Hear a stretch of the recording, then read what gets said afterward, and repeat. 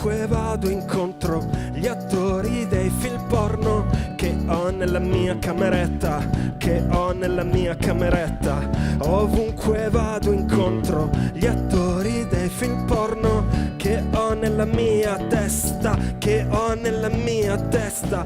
Bevono negli stessi locali vuoti dove vado io, fanno le cassiere nei sexy shop vuoti dove vado io. Però sono vestiti, però non sono eccitati, sono proprio come me, sono proprio come me.